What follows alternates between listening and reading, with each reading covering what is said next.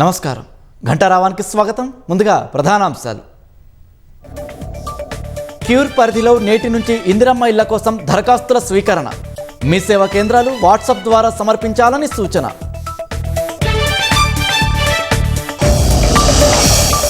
ప్రభుత్వ ఆదాయానికి గండి కొట్టే వారిపై కఠిన చర్యలు.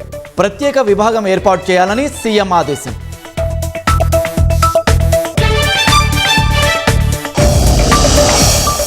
నేడు కొడంగల్ నియోజకవర్గంలో సీఎం రేవంత్ రెడ్డి పర్యటన. అభివృద్ధి పనులపై సమీక్ష, పోలీసుల పటిష్టమైన భద్రతా ఏర్పాటు.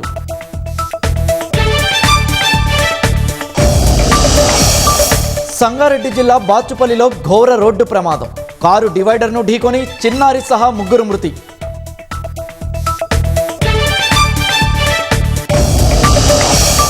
ఆఫ్ఘనిస్తాన్లో భారీ వర్షాలతో ఆకస్మిక వరదలు.